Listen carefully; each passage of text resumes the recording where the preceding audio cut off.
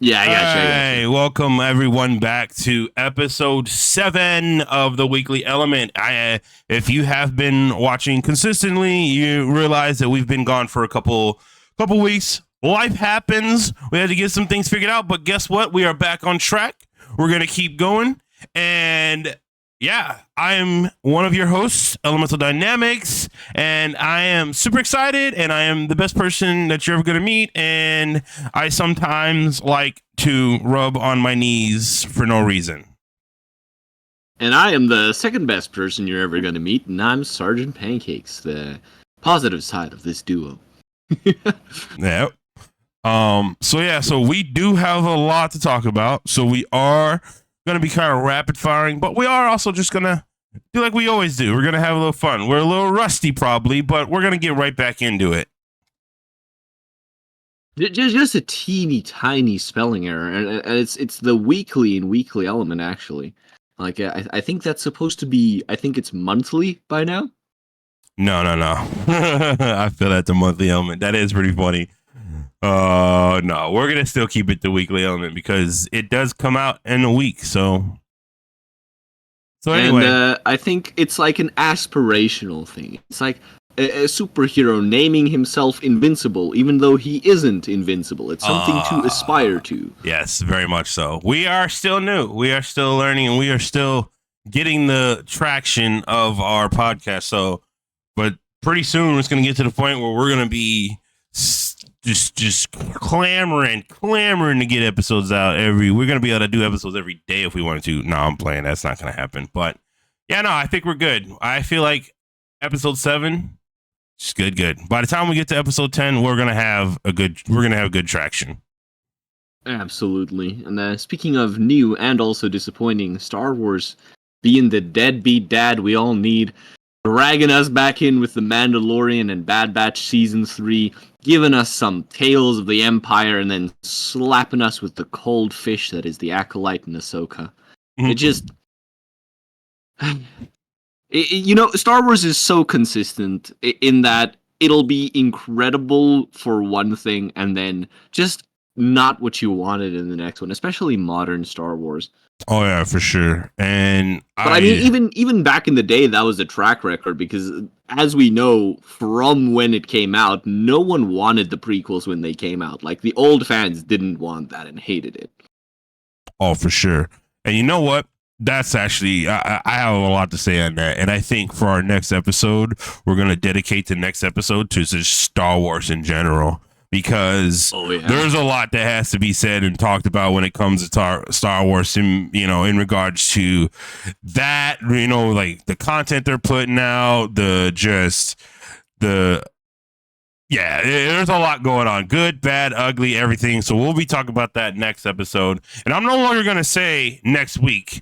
I'm just going to say next episode until we start getting into that. Because I don't know when the next episode. Hopefully it comes out every week. But yeah, no, that's a good one. Next episode sounds significantly more doable. Yeah, next episode we will definitely talk about Star Wars. So we're going to make that a whole entire Star Wars thing. So, and then yes, within that episode, because we are going to this week force ourselves to binge The Acolyte, and so that we can bring the content you want and give you our thoughts on it. But that will be interesting. So I heard it got good. I don't know if it's that the rest was so bad that the other half looks good by comparison, or if it actually got good. But we shall see. No matter what the case is, I'm down to find out. I'm down to clown. No, I'm playing. But yeah, so cool. So that being said, let's go ahead and see. How have you been since last we spoke? How you feeling? What's good? Anything new? Anything exciting news-wise? What's going on? So I got a bunch of my exams done, which is brilliant. And having a bit more free time, I actually got into a few new games, including Kenshi. I don't know if you've ever heard of that game. I feel like I have. Oh man, what a game! I downloaded. You'll never guess this, right? I downloaded the Star Wars mod and played as a Star Wars open world game. Oh yeah, that's kind of been occupying my time. That and making financially irresponsible decisions on the Steam sale. I feel that. I have not done anything with the Steam sale yet because I'm broke. So I'm just kind of doing things. Well, I'm not broke. I just be trying to be financially responsible with just things in my life, so that way I don't end up in a hole. You know what I mean? But Absolutely, yeah. I've been good. I've actually got some great news because I'm super excited. So in the last couple of weeks, I was able to acquire a new PC. So it's highly updated, it's highly upgraded, and it's awesome. It glows different colors, so that's awesome. But I have been able to now start creating more content, be able to do more stuff, and it's going to make making the podcast so much easier because my last rig was very slow and very old, and it was basically an office computer, and I just I'll put a picture of it in the description, or I'll post it when I'll somehow link it somehow and show it to you guys in the description. But yeah, it is a very, very old. It came out in 2020, but it's like it was not meant for gaming. It was not meant for this kind of stuff. And I'm excited that I do have something new that I can do that. It's so fast. It's so great. So I'm pretty excited. So needless to say, the last couple of weeks have been heavy content making. So keep a weather eye on the Elemental Dynamics channel because there is about to be a new lineup of things coming out. So I'm pretty excited about it. And as for just life, things have been good. I've been getting things going. Work has been good. I got caught up on a bunch of bills and debt starting to get taken care of. So yeah, freedom and time to create content and do podcast things is getting better. So I'm pretty excited. Speaking of new things coming out, there was a lot announced recently that is really exciting. For instance, Civilization 7. I don't know if you're much of a strategy game guy. Oh yeah, so let's go ahead and get into that segue. That's a good segue into our next thing. So we're just talking about some games that we got coming out that have come out and that we are doing. So Civilization 7. I've seen something about that. What'd you think about it? So I'm not big. I've never really been a big hyped. Civilization fan. Like I've never really got into those kind of games. There's only a few that I've gotten into. So let me tell you the story of how I got into Civilization. Right, I think I was like in grade 7, which is like 13 years old, and I was visiting my aunt and her boyfriend at the time, who became my uncle after that. And basically, what happened is I got myself a new game called The Settlers, right? And I was really hyped for it. And it came out recently. And I was at my aunt's place, and this boyfriend was like, "Hey, that's a pretty neat game you've got there. Do you want to try this one instead?" And he handed me a copy of Civilization 4. And I was like, heck yes, I do, because I'm a stupid child and don't know that I'm getting swindled by an adult. And essentially, getting this game randomly set me on a path of turn-based strategy games that I have not gotten of. I've bought every single Civilization game on release day, and Civilization 6 is the reason I started upgrading my PC in the first place, because my old office box couldn't run Civ 6, so I had to get a new graphics card to even run the game in the first place. And that led me down the path of upgrading your PC, getting new components and everything. So needless to say, I'm just a teensy-weensy, tiny-whiny little bit excited for Civilization 7. Nice. Definitely not creaming at the thought of the game coming out, because it's been almost a decade. It's been 8 years since Civ 6 came out. Okay. Yeah, I mean, like I said, I've seen Civilization games. I've tried playing Civilization games, and I don't know. I just haven't. The closest I've come to playing a game, I guess you could say, even close to within the realm of like a Civilization game, is like the Command and Conquer type games and things like that. Like RTS style. Yeah, like that's more of like where I kind of thrive in. But like things like Civilization or you know, all that kind of stuff, it's just I've never got into it. I've tried, but I just never did. But yeah, so there's a couple other new. The pure satisfaction of number go up is just unmatched. Number go up, yeah. Yeah. So I mean, I it looks interesting. I definitely see the appeal for it. However, it's just my attention span and my I just can't get into it. I really can't. It's just like that's totally fair. That's totally fair. Like that's why they have games of different genres. I haven't played Call of Duty since high school. And I know Same. that's like the most popular thing on earth. Yeah. Call of Duty got ruined by the multiplayer effect of a lot of those games. But yeah, so cool. What about I know there's a couple other new games coming out. Monster Hunter Wilds is looking pretty amazing, so I'm pretty excited about that. I'm not a big Monster Hunter fan. I mean, I played games. My introduction to Monster Hunter was the Monster Hunter Stories game, and that was I played that. Damn! Yeah, I played that on my phone. That was where that was my first introduction to just playing any Monster Hunter game was Monster Hunter Stories, and I remember it was during my time of recovery that I was going through. I just was so bored, didn't have access to anything, and I just had my phone, so I downloaded it, spent $10, had my sister buy me $10, and I played that thing, and I loved that game. And then when I finally started playing the actual Monster Hunter games on PC, I was like, this doesn't seem the same. But yeah, Monster Hunter has definitely Monster Hunter has definitely become a game that I've been slowly but surely starting to get into.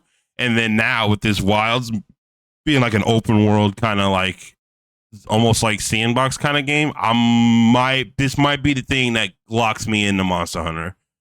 Like for real. Like saying you got into Monster Hunter through stories is like saying you got into Pokemon through the visual novels. That's crazy. Yeah. Like what I love about the Monster Hunter game, like once again, that's my favorite genre, which is the go up game.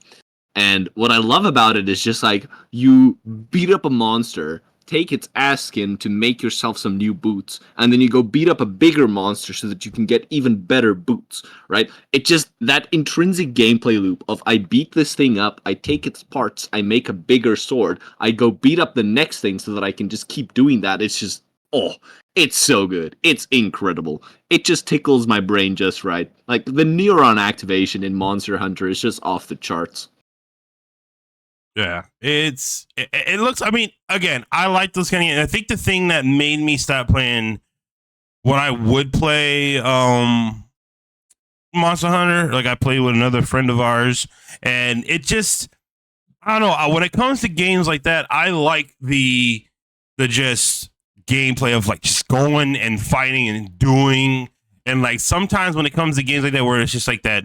Do the mission, go back. Do the mission, go back. Do the mission, go back. And it's just like, I kind of feel like Monster Hunter, even when they made Monster Hunter World, I was like, ooh, yeah, it sounds like we're going to get more of a, no, it was just a lot of the same. Because I feel like a game like Monster Hunter benefits from an open world kind of thing. You know what I mean? I feel like it's a game that makes it. But again, I'm not a big Monster Hunter fan, so I don't understand the Monster Hunter genre like some people do. Like our mutual friend that plays it a lot, he is a diehard Monster Hunter fan. I mean, he is Monster Hunter stan for sure. And so the way he plays it, because I remember playing what was that other game? Wild Hearts or something like that, or yeah, the EA Monster Hunter. Yeah, that one was pretty good. I liked that. I enjoyed that game, but it also suffered from once I finished it, there was no reason for me to go back. And what I've noticed about the Monster Hunter games is that it is basically just a grind. It's basically just grind. What I like about it is there's always a grind. The grind always has a point. You're never just grinding. You're grinding so that you can accomplish the next milestone. There's always the next monster to fight. There's always the Kirin. There's always the Fatalis. Like, you're always grinding the next set so that you can beat the next thing. So right, that you can but once grind you the beat next the set game, so that you can beat the next thing. Right, but once you beat the game and you get to end game, for me, there's no, like, reason to keep going kind of thing. You know what I mean? At least in my opinion, for me. And that's kind of where when I play certain games, like, okay, there are been a bunch of one-off games I've played, but I like a game that can give me, like, longevity. Like, if I can go back and play it again, you know what I mean? Like something I think the thing with Monster Hunter is it just takes so long. I think, if I remember right, the average time to, like, complete the game for Monster Hunter World was, like, over 400 hours. Like, there's so much you can do, so that eventually when you get to endgame, it just keeps you There's just so much you can constantly do, which is Right. something that I don't necessarily love about the games. Like, I like finishing the quest line, getting the armor I think looks sick, getting the weapons I think look sick, and then moving on, you know? Yeah. So that being said, because like I know that's going to be, well, actually, what is Tainted Grail and Avowed? So basically, there's a bunch of games coming out. Well, two in particular that have stuck in my head that are very much Skyrim-like. Mm-hmm. And I'm talking about straight up the Bethesda formula. This looks like a very well-made Skyrim mod. So Tainted Grail is an indie game that is actually out in early access at the moment, and it plays exactly right like Skyrim. And that's really good because Looks like it's on really Steam like right Skyrim. now. Is it Tainted Grail Conquest, or is it like just a different? It's the one after Tainted Grail Conquest, but it's made by the same folks. Fall of Avalon. It's Tainted Grail, yeah, Fall of Avalon. That's it. Looks like and then it's a patch. Avowed is actually a game being made by Obsidian, and it's basically Obsidian's take on Skyrim. So it's like they're positioning it to be like the new Vegas of Skyrim. Okay. Which is really interesting, and I'm just excited to play it because obviously Skyrim is one of the games that made me love gaming. So anything that plays like Skyrim is something I'm gonna be excited about. Yeah, Skyrim is actually a pretty decent game. I played like Skyrim and I never got to finish it because I just never had an opportunity to. But I played Elder Scrolls Online for a while, and honestly, I really enjoyed it. And now that I got my new rig, there's a lot of games that I'm going to be returning back to, and I think Elder Scrolls is going to be one of them because it's one of those things where my rig just wouldn't handle it. So now I can actually go, because I would have to drop down the FPS and the graphics and everything. Like, I'm going to play these games at full force now, so I might be getting back into that. Oh yeah, and especially with mods, the stuff you can get away with, just don't get any of the high resolution packs that are built into Bethesda games because they slow your game down significantly. Bethesda games are hit and miss anyway. I mean, you're either going to get a good Bethesda game or you're going to get a bad one. It's like there's no in between, and there's no like, oh, this is kind of good. No, it's just, yeah, at least in my opinion, like AKA Fallout 76, but we'll get. Yeah, we won't talk about that.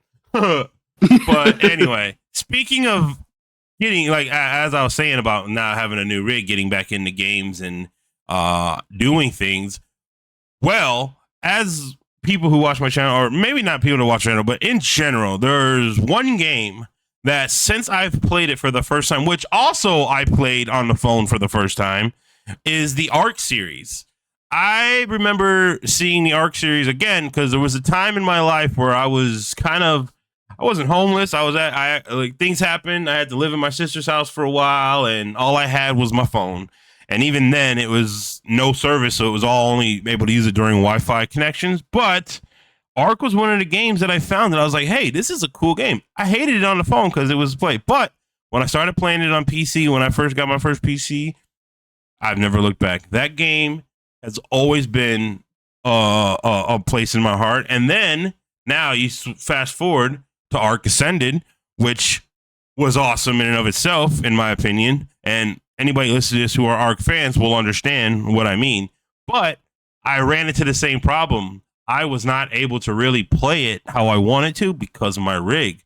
But for now, I swear I've been playing Ark so much, and I'm so excited because now Ark has some new DLCs and all the new stuff that came out with the Scorched Earth and the Bob's Trail, all that stuff.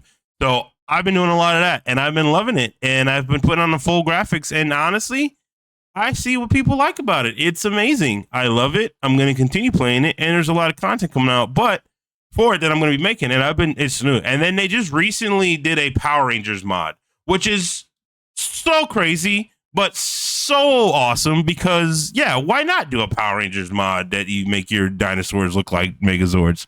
So, yeah, I'm pretty excited about that. So if you are watching and going to be subscribing to my channel, be prepared for Ark content to be popping up. So, but yeah, I'm pretty excited about that. Does it actually change any gameplay, or is it just skins for the Power Rangers? It's just skins, and then it has the weapons and all that stuff. But the skins, like for example, the pterodactyl skin for the pteranodon, it like has jet engines and all that kind of stuff, and it makes it look like you're flying a like the actual Megazord jet. So it's pretty cool. I haven't got it yet because it's actually an official mod and you have to pay for it. It's $10. I just haven't. Oh shit! Power Rangers is so cool. But it really is, man. And like, to be honest with you, I feel like the fact that we haven't got a serious, like, legitimate, like, MCU type, like, Power Rangers movie is crazy to me. Like, a Power Rangers, like it is good. But anyway, yeah, so Arc Ascended is definitely something. So have you ever played Arc? Are you, like, into that kind of stuff, or?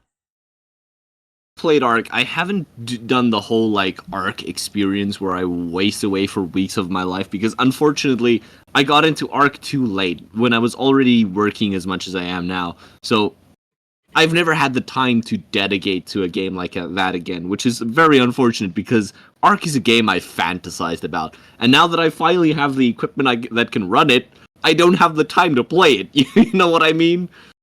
Yeah, I know what you mean, because that's kind of how it was for me for a while, where like because I had another buddy, we had a server together, and it would be so funny because because I was working full time at the time and he wasn't, so my gameplay for Arc was very limited. Like it was only like at night or a couple hours a day, but then he would be able to play all the time. So I'd come home or I'd go online and he would just have so much done. He would build some like amazing structures that I'd come back. We have like all kind of, it's pretty cool. But yeah, Arc Ascended is very cool. And eventually I might end up going and getting a server and then just having it so that other people can join. But right now I've just been doing like a solo playthrough. So and I've been having a good time. Another game that is recently been updated and recently has come out that again I can play now full frames and full graphics is Elden Ring. I have been getting back into that and playing it so much lately that I'm because I haven't played it since I don't know. It's been a while. Like I think I played it since it originally came out, and so I had to get acclimated. So I'm going through and trying to play everything. But the Shadow of the Erd Tree, I heard it is absolutely like rip your hair out hard. I haven't played it either, but Elden Ring is one of my favorite games of all time. Any time that I have like an afternoon that I can just unwind, I put on Elden Ring. That's funny. That's ironic that you say you put on Elden Ring to unwind, because anybody who plays Elden Ring knows in the lands between. No, for sure. Like, for sure, but just like going through Elden Ring, I love making a new character and just like starting out in Limgrave, just like because you literally every playthrough is different. There's no exactly. And that's what I love about it. Is that's why it's the same thing with like games, a Red Dead Redemption 2 and stuff like that. Because it's like you can, no matter when you play it, no matter how you play it, no matter what every time is a different game. Every time it's a different experience. There's the main. It's very much the Diablo thing. Exactly.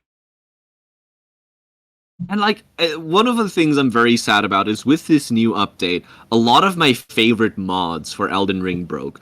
And one of those mods is Diablo-style loot, which randomized the loot tables and had like a generative overhaul of loot in Elden Ring, which made the game's replayability even better than it already was. So you'd constantly be switching out your armor, you'd constantly be switching out your weapons, which was just such a fun addition, because Elden Ring already, at least in my experience, you tend to get the armor you need and then kind of stick with that. You don't really switch it out all that often.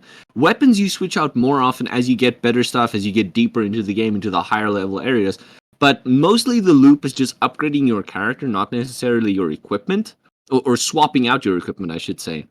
And having that randomized loot really refreshed the gameplay for me, which is why I recently got into a mod for Elden Ring called Elden Ring Reforged, which is really, really good. It overhauls so many of the mechanics for Elden Ring that, in a way that I feel really broadens the way the game is played and also makes it a lot more fun.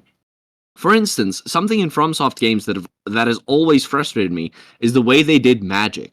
Because your FP would always be tied to your weapon skills and your magic meter, so you kind of just use the weapon skills because they're so much more efficient.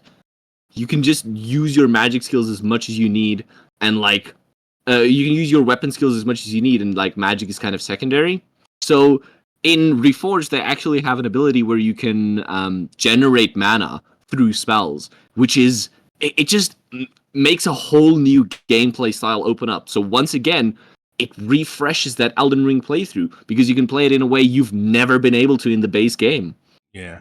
And I will say this, a disclaimer. So be careful using mods in Elden Ring because they are not FromSoft and them. They do not play around when it comes to their game, because if you put a mod on by accident that will do anything to give you any type of advantage, they come for your neck, like in a big way. Yeah, just do not play online. If yeah, make sure you are offline and not when you're playing it, and make sure you're not doing it.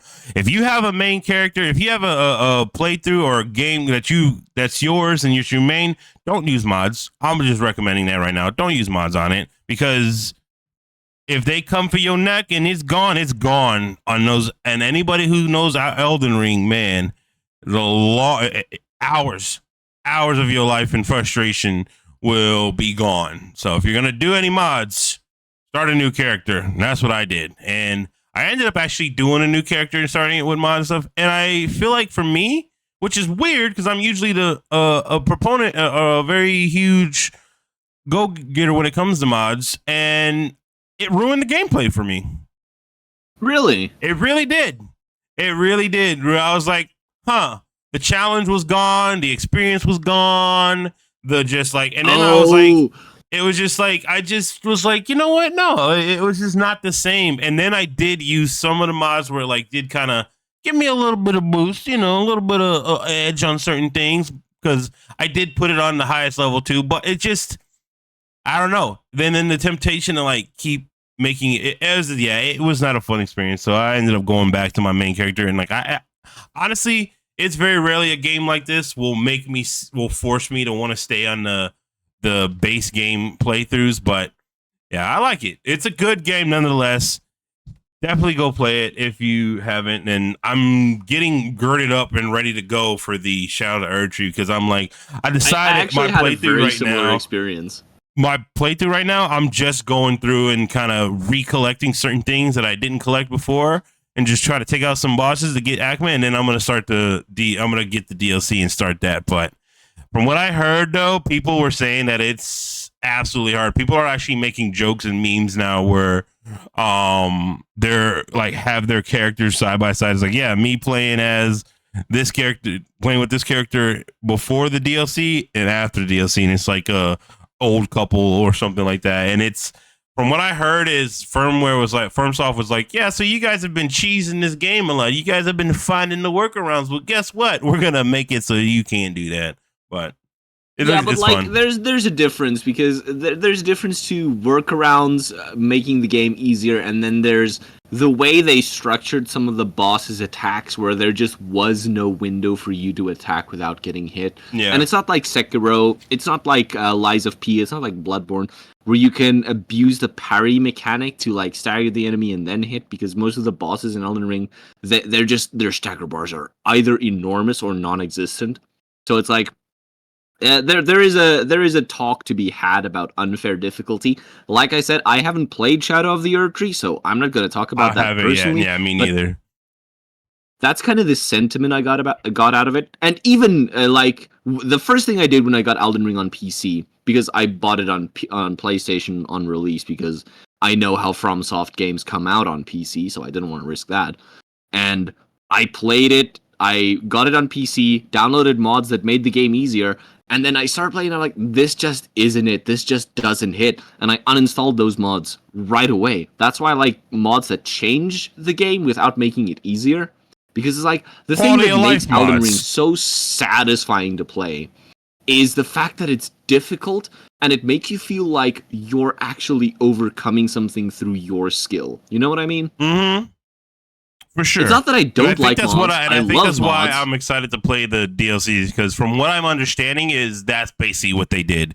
They made it back to where it's like, okay, because most of the people playing the DLC are going to be overpowered. Because most of the people coming into the DLC are going to be at the like max rank. So it makes sense that they had to make it to where, you know, they had to be a little bit more difficult, which I'm totally okay with. That's fine. But yeah, Elden Ring's good, really good. And but the last game I want to talk about before we move into the main topic, the First Descendant. That has dropped, and I gotta say, it is a wonderful game. I love it. It's amazing. I've been having a blast with it. It's definitely like Destiny 2 meets like Outriders meets like just it's your typical. I don't want to say MMO or maybe MMO. It's good. It's a typical gotcha like free to play with microtransactions game, but it's really good. I honestly am actually enjoying this, not only the story, but the gameplay of it is pretty legit. So I'm pretty excited about it. I'm actually going to start doing live streaming with that game, and I'm pretty excited. Have you had a chance to play it, or have you been seeing it? I've been seeing it all over the place, but like I feel like I'm allergic to free-to-play games just because I know like there's no real free-to-play. Like there's always going to be microtransactions out the wazoo. For sure. And I feel like if I can pay for a game up front and get everything I want out of it, I'd rather do that than have no entry fee but then need to pay for the experience. Right. A good example of this is like Diablo Immortal, which is probably the worst example you can bring up, but just like the fact that you have to pay and the way they scale the microtransactions to get you into the game, it put such a Diablo Immortal was mouth. definitely pay to win for sure. I think the only free to play game that's actually free to play and you don't need to spend any money to have a better time is Fortnite. I think that's the only game that gets it right.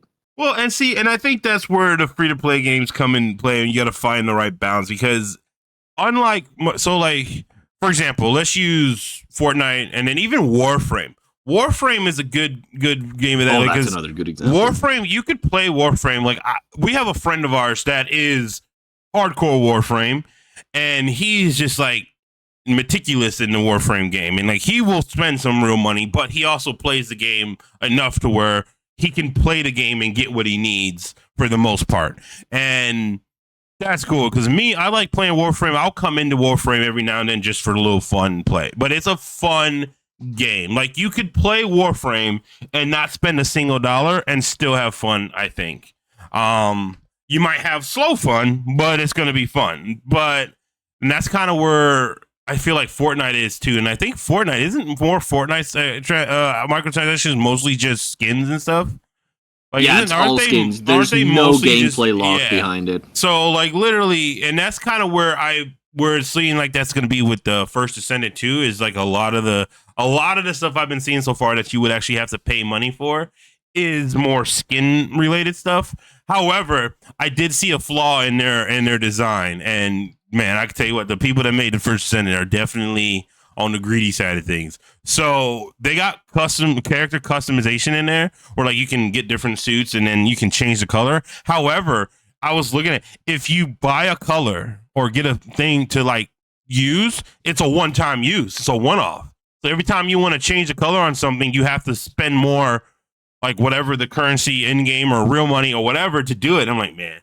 So First Descendant is one of those ones that I'm probably not going to be spending any real money on, but from what I've seen so far in my playthroughs is that you can play it and not have to spend any money.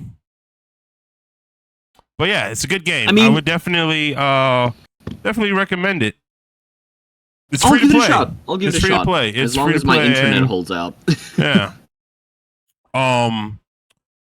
So moving forward, is there anything else in the weekly news section that you wanted to touch on real quick, or are you ready for the pancake question?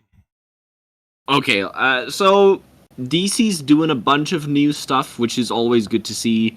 They're branching out into I wouldn't say new genres necessarily, but they are trying new things with established characters. One of which is really interesting, which is the Suicide Squad Isekai. And what is really refreshing... I saw that. It's like the anime version of Suicide Squad? Yeah. Yeah, I did see that.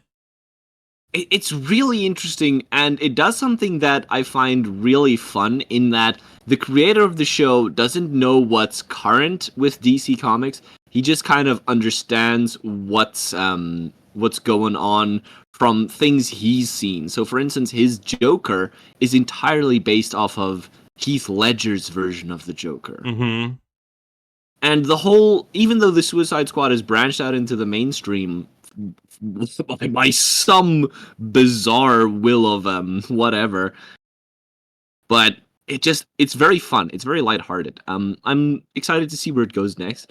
And then the opposite of that is DC's latest event, Absolute Power, which is we saw some preview pages that I don't know how I feel about the fact that the main villain uses Dragon Ball Z's power level scouters to disable the superpowers of all the DC characters. Like, the way they pitched this event was DC's version of Marvel Ultimate Universe, but drawn by Dan Mora, which just, like, I was practically throwing money at my screen.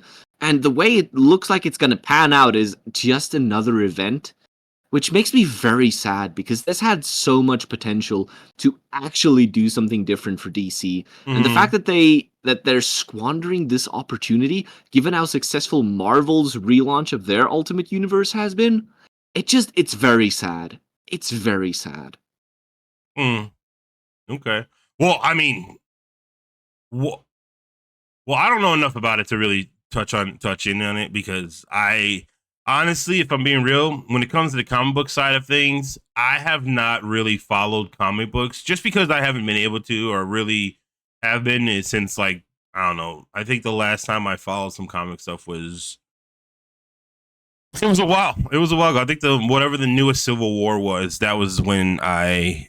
Oh damn! 2015. Yeah, so it's been a while. Nuts. It's been a while. So I am definitely going to start getting back into that beat, but I have not in a while.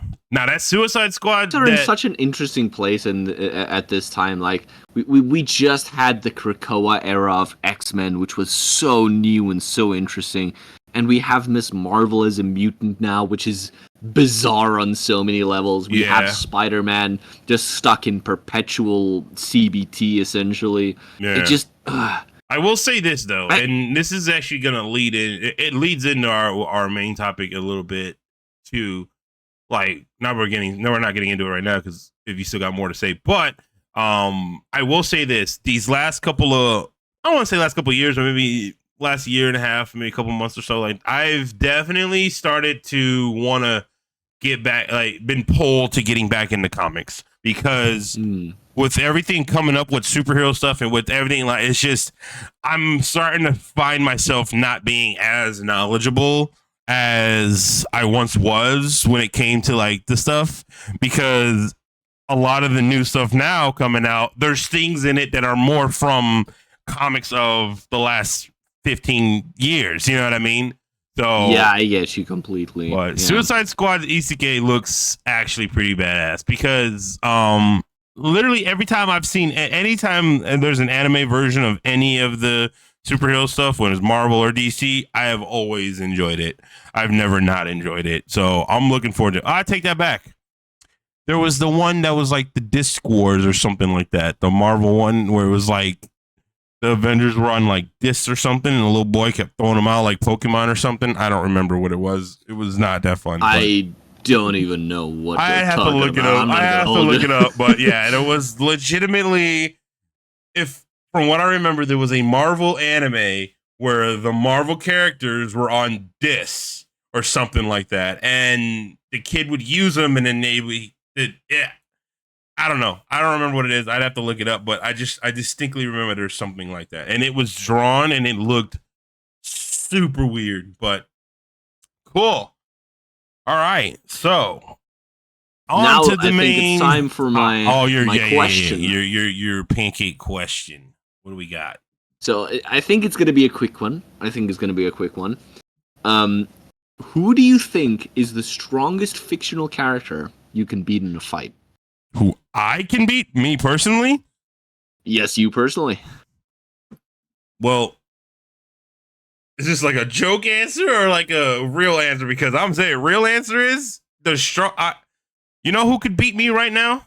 Calendar Man. Yeah.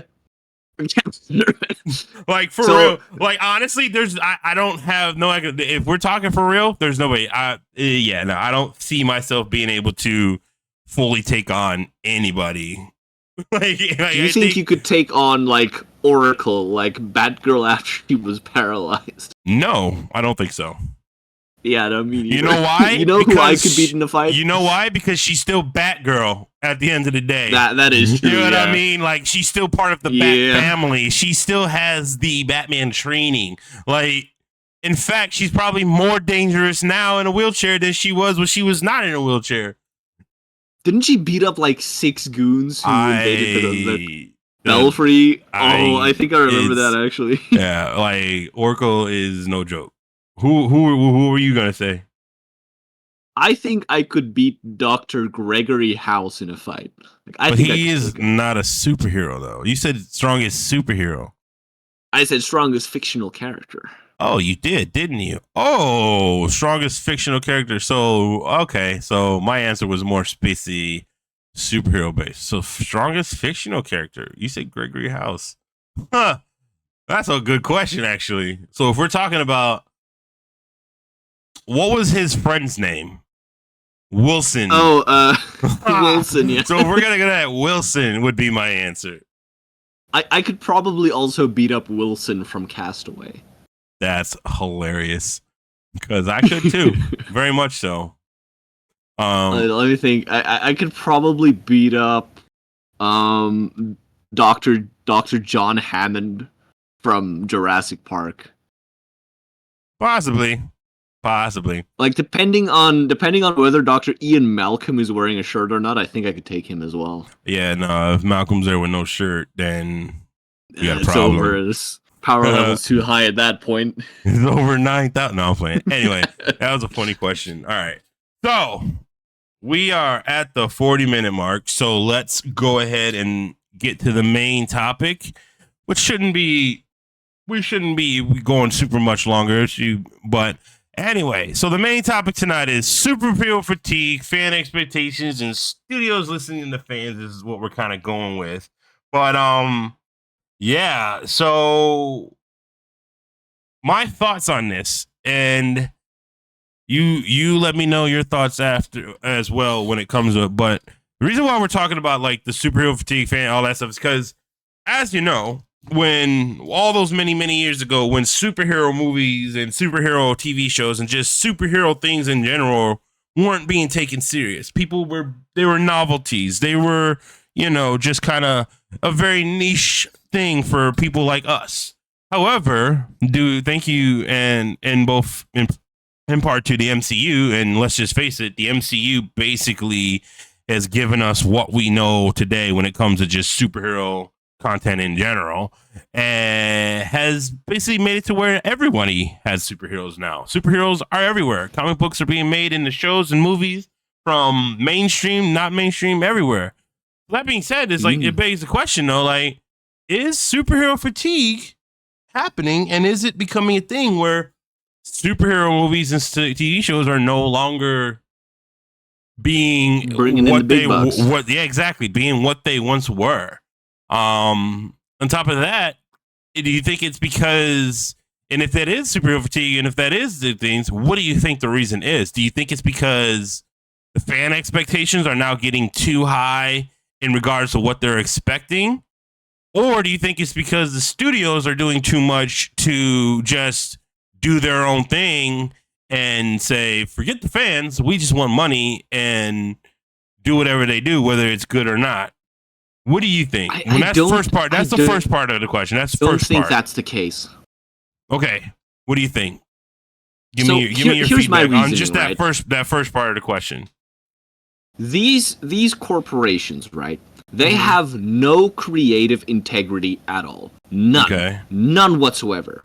They don't give half a damn what they put out. If they could, they would make the same thing over and over and over again as long as it makes them money. So it objectively does not make sense to make something the fans wouldn't want on purpose. Think about it. Mm-hmm. There's no reason, no logical, monetary reason, because that's what it always comes down to. We live in a society of capital, right? Right. Nothing is done that isn't towards furthering the goal of making money. And alienating your fan base, your consumers, does not make you money. It loses you money. Here's my theory. These studios are not making things that... These studios aren't, quote-unquote, not listening to the fans on purpose. They just have a complete and utter disillusion of what it is their fans want. Because with the internet being what it is, there are incredibly vocal parts of every fan base that is screaming about what they want to see. And we've got a world where there's so much posturing, there's so much performative activism going on, right? That people think, oh, if I buy into this current trend and make something around that, that's going to make me money, because that's going to get me a new group on top of my already group. I'm going to put this in Star Wars because that's going to pull even more people into Star Wars that weren't watching it in the first place. Except that's not it. You can't make art in a boardroom. You know, right. You need soul, you need creativity, you need someone to put life into something. Okay, so then and let me bring you to that. Right. So let me bring you to the next part then, because I'm glad you said that, because that leads me into the next segue of what I was trying to get at. So that being said, yeah, now when it comes to the superhero stuff, when it comes to comic book, and it's not just, and for a brief moment, let me take it out of superheroes. It's not just superheroes, but just content that is being made based off of an already established thing, whether it's superheroes, comics, gaming, whatever. When it comes to the fatigue of all that, and now the reason why I'm putting that into it is because like fan expectations in studios. Now, as you just said, a lot of times studios and producers and people making these things, you're right. A lot of times there is that moment of, well, this is what's fun right now. This is what people are talking about in the zeitgeist. So let's try to make this movie be that.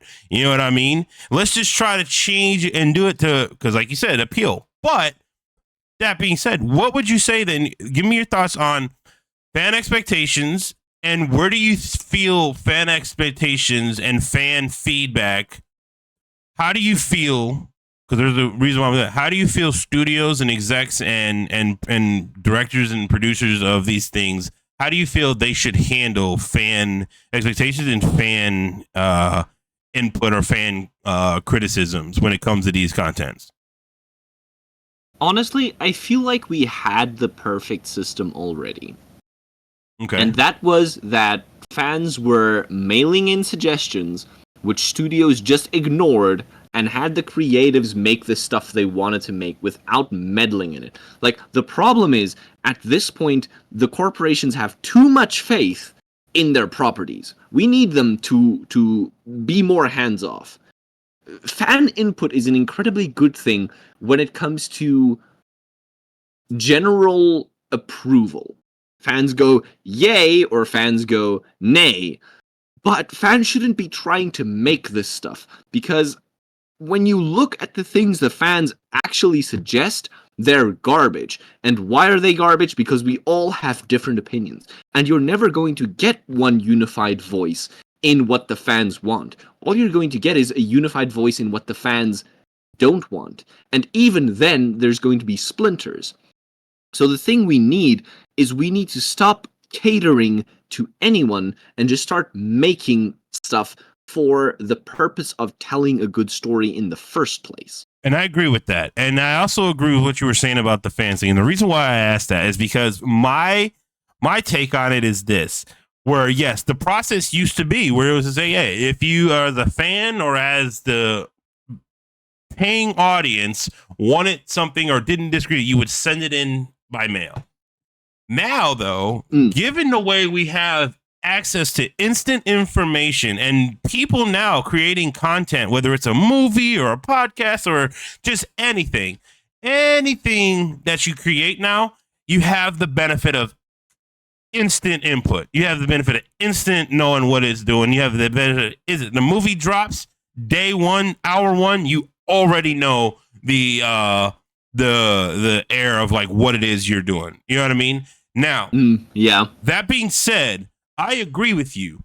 The fans and the fandoms of whatever the situation is, they shouldn't be dictating and writing everything. You're right, because a lot of times that.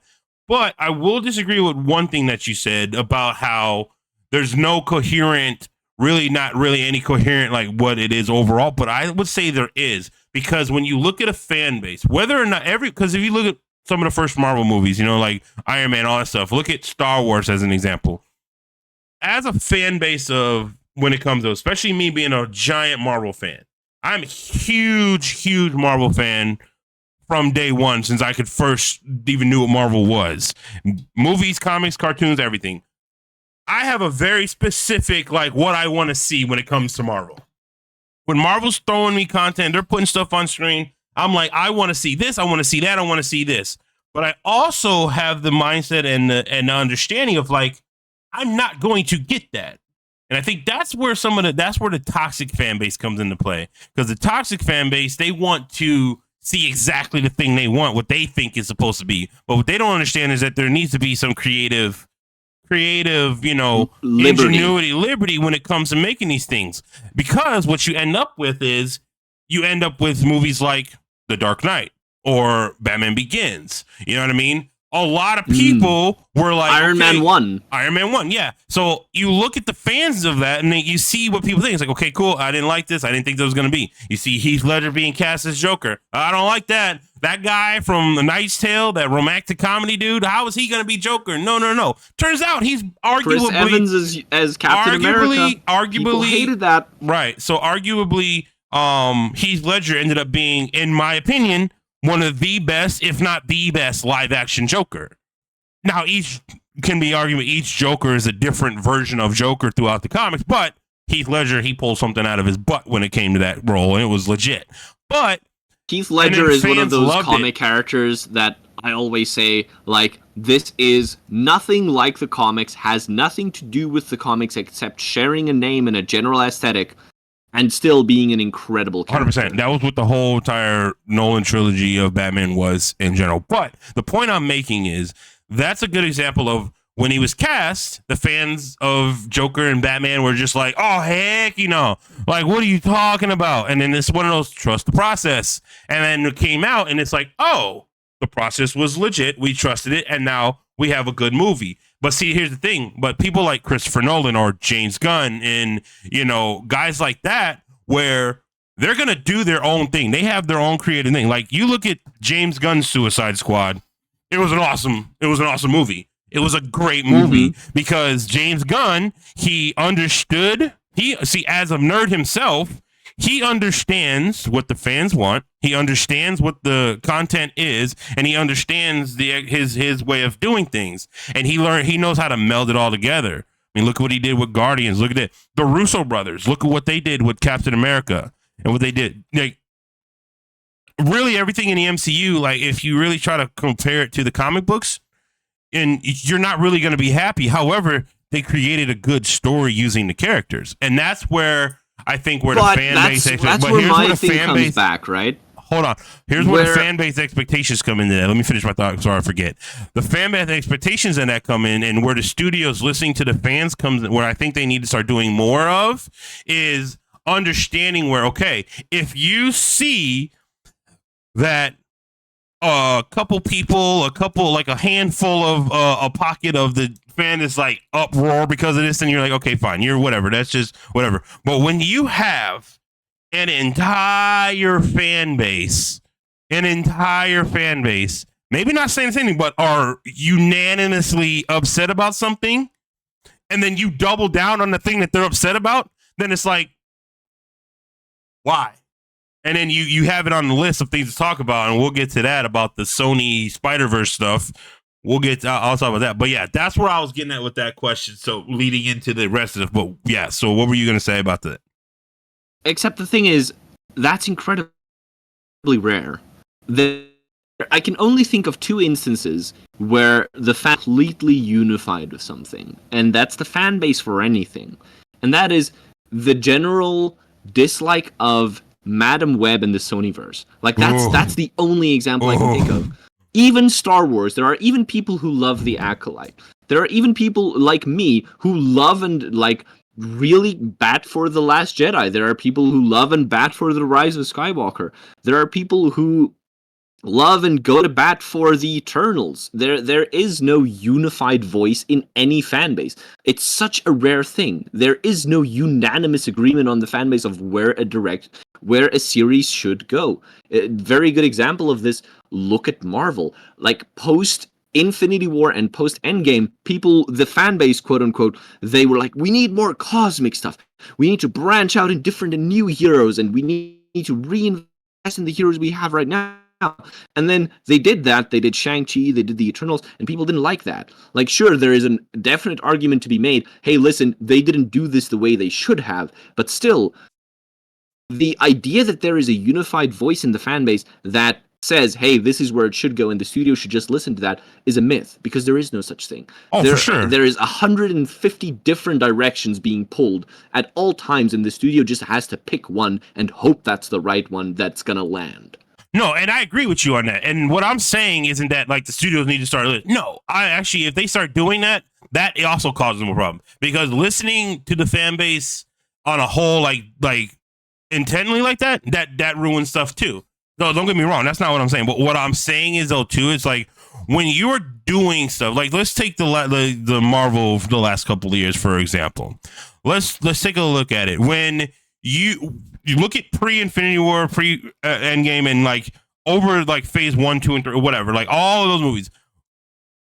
Yes, were there some duds in that during that phase? Yeah, for sure. I mean, a lot of people say Thor: The Dark World was a bad one, which I don't think it is. Many people said that, you know, the Incredible Hulk was. There's movies throughout there where you can be like, you can point to and be like, this was not one of their best outings. However, overall, it was good. There was some miss, but whatever. And so in that situation, from what I remember, is like, I remember the fan base being like, oh, this is that. And like, they look at what thing, they look at the box office numbers, they look at the numbers, they look at the feedback, the scores, the critic scores, all this stuff. It's like, okay, well, something wasn't good here. But then they do the next movie and then it's better, because it's like, oh, they heard what the fans did.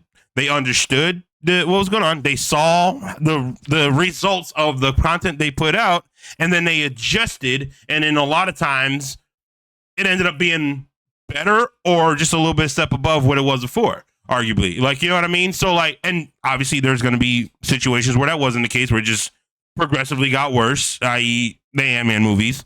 But overall, it's like, you see what I mean? Because but then when you like give the people who are the creative team the ability to create and do the story they're going to do, like James Gunn and Christopher Nolan and all these other, the Russo brothers, like, you look at the products that they produce, it was like, hey, when Civil War came out, so I said Civil War, I meant Winter Soldier. When you look at where the Marvel Cinematic Universe was going at the time, and you see how it was going, because then I think before, so you had like Iron Man 2 or 3, and then Avengers and all this other stuff, or Iron Man 2, whatever, and then Avengers and all that. It was the air of the Marvel Cinematic Universe was a very one aesthetic. You know what I mean? It was very kind of, it was serious, but it was also goofy. It was like, you know, it was a comic book movie.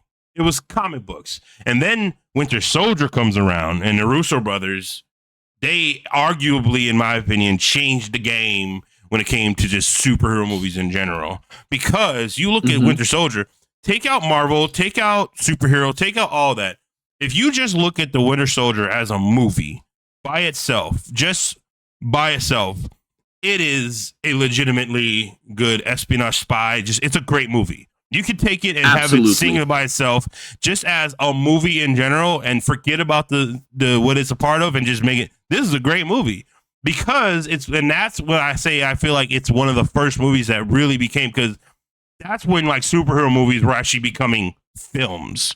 You know what I mean? Because in the world, like there's movies and there's films, and there's movies and then there's like, you know, and then films were like, you know, those are like those. That's when Winter Soldier was like the beginning of superhero movies being in like the Oscars and winnings and things like that. You know what I mean? Like it was, the Russo brothers showed us a way that superhero movies can be so good in the sense of like, I was watching a superhero movie, but I was also watching a good movie. And that's exactly what I was talking about earlier. The fan base about that though. And then you look at just the overwhelming positive feedback, not just from the fans, but from regular movie going people, was overwhelmingly positive for that. And then look what happened. And then they didn't change everything. They didn't start being like, okay, now every single movie we make is going to be this. No, but the elements of what made that movie good, they started adding it more into the other movies, and it became, and then ultimately we got what we got in Infinity War and Endgame. It's like, come on now, pinnacle top, you know what I mean? But that's kind of where when it comes to the baseline of what we're going to be talking about, because so now that we have that out the way, we have a baseline of like what our mindset's going to be in talking about the things coming up. Let's go ahead and start going down our little checklist, agenda list, and start talking about things. So that being said, let's start off superheroes, not Marvel, not DC, but superheroes nonetheless, The Boys. Let me get your thoughts on The Boys. I have some thoughts on The Boys, but let me get yours on that. So, first of all, Frenchie and his plot line, I think is fine. Oh, spoiler alert, by the way, guys. If you're listening and you don't want to know anything about Boys right now, spoiler alert. But yeah, this is a girls only chat. If you don't want to hear about Boys, you better skip right now. Nah, no. But The Boys is still going. The new season hasn't been over yet. And if you haven't watched The Boys, this is a spoiler. Literally everything from this point forward is going to be spoiler talk. Just want to, of all stuff that's coming out and current stuff that's happening. So be warned. Go ahead. So, as I was saying, I don't think there's any pandering. I don't think there's any posturing. I don't think there's any performative activism. I don't think The Boys in its social messaging has changed at all. Not even slightly. Mm-hmm. That being said, I think this season is on par with season 3 for being really mid so far. It feels like The Boys has gotten this reputation of being this sexually deviant, horribly violent superhero parody, and they're leaning into that in a way that the comics did, which is why I didn't like the comics in the first place.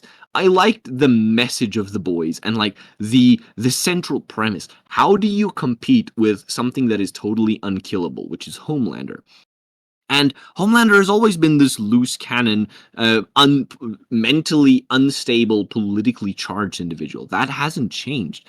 It's like in season 1. In season 1, he orchestrates a terrorist attack, essentially, so that he can get superheroes in the military. It's always been political. So I don't think it's changed on that front. I just think this season doesn't hit the same because it feels like they're spinning their wheels. This feels like a filler season, this whole season. And that being said, episode 5 is one of the best episodes in this entire show. Like, hands down. Like, episode 5 of season 4 has been as good as season 1 and 2. And it's the first episode that's done that since season 2. Right. Yeah, and I agree with you. Like, there's The Boys has always. I've never read the comics for The Boys. I knew it existed. I've read a couple. The Boys was one of those comics that just like, hey, I just happened to see a comic of The Boys and I read it, or I just happened to like come across it online or something like that. And that it was just a good thing. I was like, cool. When I saw the show, I was like, all right, let's watch it. And the first season and the second season was good. It was like, wow, this is a different take on superheroes. I'm not gonna lie, and I enjoyed it. I was thoroughly entertained. I was lit. Season 3 started to go a little off the rails for me. It forced me to kind of like, season 3 was the first time watching The Boys where I was just kind of like, huh, interesting. Because season 3, the way it starts off, that first episode with that little miniature dude going inside old dude's thing and then blowing up, that's crazy. Like, that's insane. That was episode 1, minute 10. Like, that wasn't even the start of, that was the first 10 minutes of the show. And I'm like, well, this is weird and this is crazy. I'm here for it. I'm locked in, but this is weird. Move to season 4 now. Season 4, I feel like they kind of just said, we're invincible. We can do whatever we want. We're just going to put whatever we want on screen now, and everyone's going to be okay with it.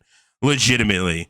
And honestly, I've never felt more uncomfortable watching a TV show than I have watching season 4. Yeah, episode 6 really made me uncomfortable.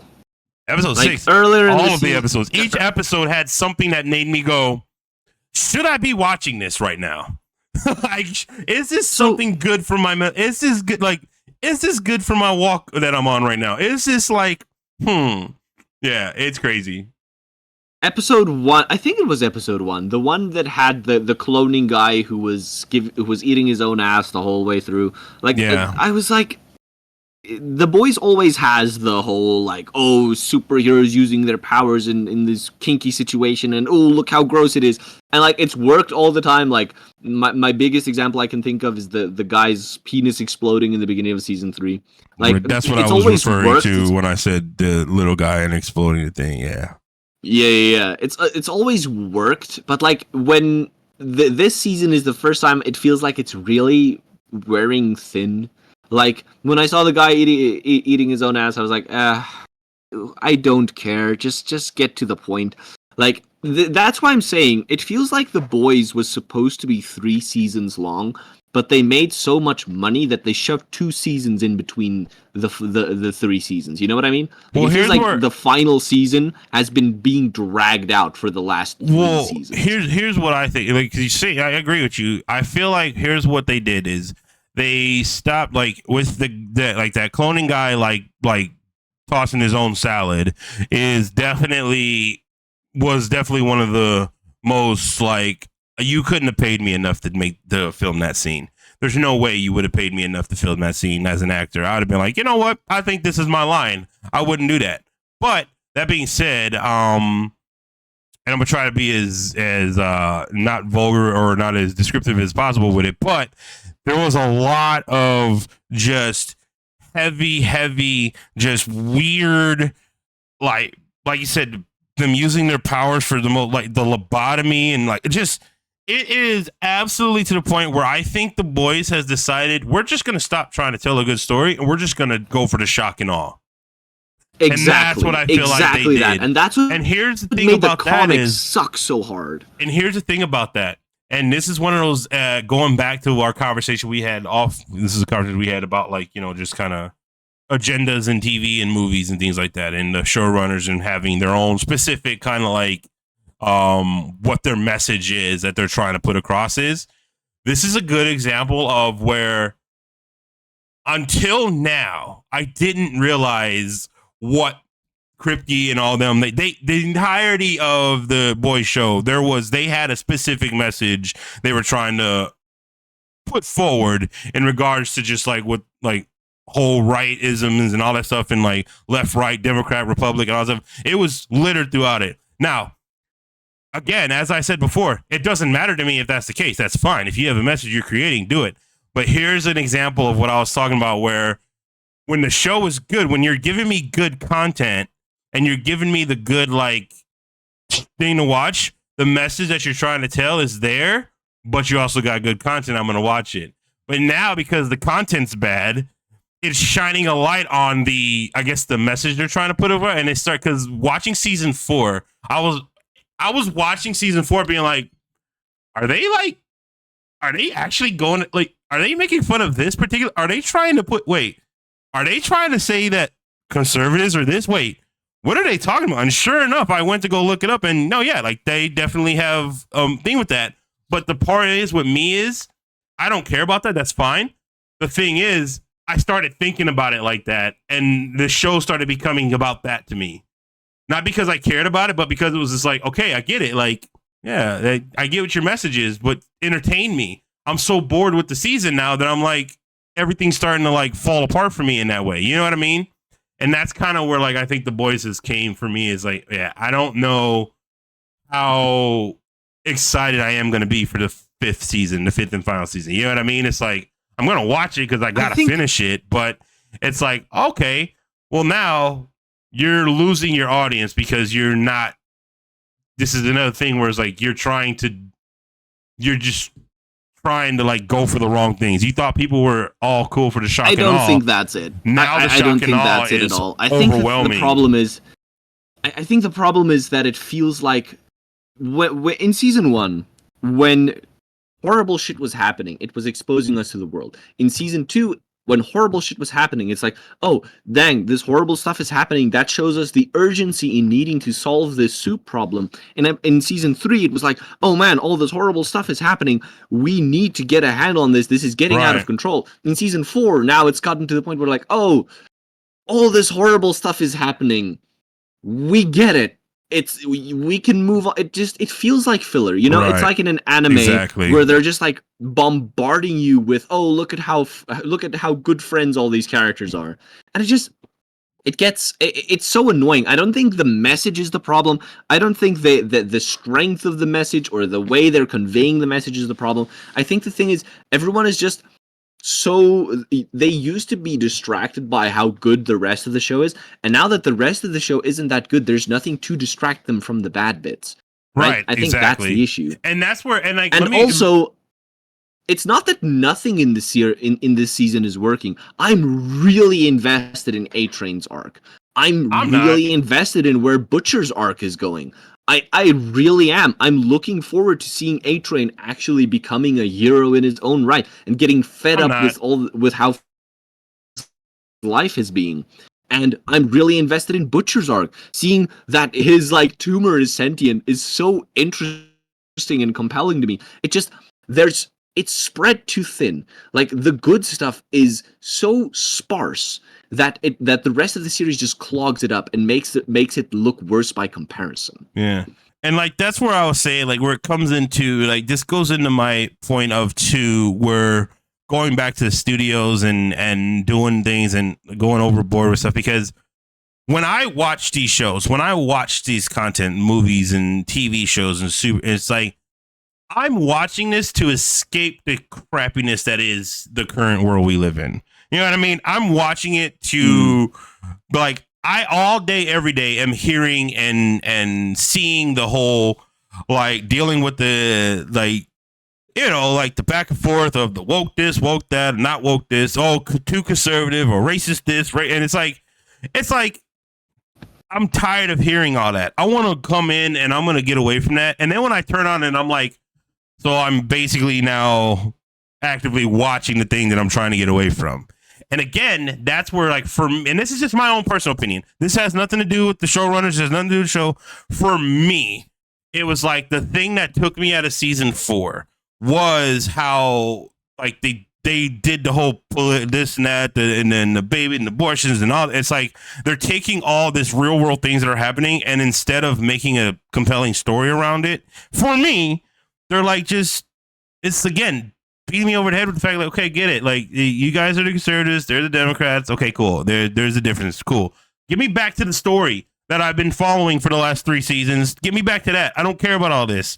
But that's just me. That's my own personal thing. That's not like that, you know, there might be people out there that are totally okay with that. But me, that's what, for me personally, that has killed The Boys for me. Is like, okay, I'm no longer invested in any of these characters anymore. I'm no longer invested in Frenchie and Kimiko's because they ruined that, in my opinion. And again, I'm going based off of what they've already established in the show, not what they have in the comics. Like A-Train, yeah, I see that he's coming back in his arc, but honestly, if A-Train died in the next episode, I wouldn't be mad. You know what I mean? It's like I'm more invested on like just like, okay, like just show me what's happening. Huey's character arc, I like how that's going. Like I like where his growth from where he was in episode 1 of season 1 to now is pretty cool. I like it. It's getting good. Butcher, I kind of like Butcher just as Butcher is. Like I'm okay with the Butcher arc because Butcher is giving me what I want out of a character like Butcher. Like, I am not shocked in the fact that he's going batshit crazy the way he is. You know what I mean? Like, that's impelling to me. Yeah. And like all that, like, they really nerfed Mother's Milk. I don't like the way they did him. Like, they really kind of made Mother's Milk a little bit of a wuss, if I'm being honest. Like, I'm being real honest. Like, that was, I don't agree with how they're doing that. But again, it's just, this is where a franchise, and we should probably get on to the next one. So we got a lot more to talk about in a short amount of time. But this is where I think where franchises start to get, like you said, it seems like it should have been done after like two seasons or 3 seasons. You know what I mean? Now it seems like they're just trying really hard to milk it. It's like how when the first writer's strike happened in 2008 and all the shows that were good started being bad because the producers and the people were trying to write the show. But yeah, that's where it's at. So like if they don't get their, it's still going. I mean, the way they ended this last episode was pretty like, oh, when he was like talking to that army dude and he was like, shut up, woman. And then I was like, oh, he's a figment of his imagination too. This is crazy. Okay. That was a curveball that I was not expecting, and that's good. They keep doing stuff like that, and I'm like, they're going to keep me locked in. And that's something that I think Eric Kripke does really well and in general, because he knows how to do a good cliffhanger. I know you don't like cliffhangers, I also like the fact that for once blackmail didn't work. Like, for the whole show, so far blackmail has been the kryptonite. Whenever someone had blackmail, it was like instantaneously like, oh, we've incapacitated the villain. It was like super effective against everyone they were going against. And then when they tried the blackmail on Firecracker, she just owned that shit and like went with it. And yeah. I appreciated that. And I also like the fact that this season is going against a lot of the tropes that previous seasons have set up. Firstly, with the blackmail, and secondly, with Homelander. Because all three of the previous seasons, Homelander would like be on the edge of doing something he can't come back from and can't repair his public image from, and then step back and it's back to the status quo. And this season, he's done some stuff that is irrevocable. He can never go back to the lab and unkill those people, right? He can never, like, unmurder people in broad daylight whenever he feels like it. But here's he can the never thing. Go against making his superhero army, right? He set things in motion that can't be undone, which is the opposite of what he's done in previous seasons, where he's always kind of like just been on the edge of doing something that he can't come back from. But that in and of itself, though, is a good storytelling arc when it comes to Homelander's arc. Yeah, I am investing because you're right. He and his son, but you throughout each season, season 1, season 2, season 3, you saw the descent into madness. Like you could see, like each one of those moments where it's like he didn't do something because he was like, yeah, and then it was like he killed that guy that threw the can at his kid, and then everybody cheered, and he's like, okay. All right, and then you see what happened and it's like the descent in the man and the descent into he's starting the god, like that. Homelander's arc makes sense. Homelander's arc, in my opinion, is the only character in the entire series whose progression from episode 1, season 1 to now makes sense. That has been consistent. Butchers too, yeah. Butchers and Homelanders, and arguably are the main characters of the show, and everybody else are supporting actors. And their arcs good from where they were to where they are now. Even A-Train's. I really don't. I feel like A-Train, they made him. It's like he's just. I'm not all the way there. I'm not all the way there yet. I can see that they're trying to get there, but me, I'm just like A-Train, he almost died, and now he's got this, and then it's just I don't know. You know what I mean? Like I still but am. Anyway, I feel like we could probably keep going on about the boys. We could. But yeah, nevertheless, and this is where I mean, like, it's good. Give us a good story, we're good. But moving on to like we'll rapid fire these ones. Just in general, Kraven and Venom gotta be coming out soon, and that's like a very good example of superhero fatigue, because I remember when the Venom movie was just coming out, the excitement around it. And now when Venom 3 comes out, like everyone's just talking about the Venom horse. Like no one No. after Venom Like- 2, I feel like there's been irreparable damage done to that franchise because people don't believe in it. This is a anymore. good example. The Sony Spider Universe, with the exception of obviously the Spider-Man movies but the thing is with those they were so good because they weren't just solely released by Sony. They were Marvel Cinematic Universe Spider-Mans too. So there was that. But everything that has been released, and I'm talking about live action, because arguing, Into the Spider-Verse was really good. It really was. But that's animated and it wasn't stuff. made That by the was same people. It was animated stuff. You know what I mean? So it's like that's stuff. But the live action stuff that's been going on and how they've been doing, in my opinion, they've been ruining it. The last time it started with The Amazing Spider-Man 2.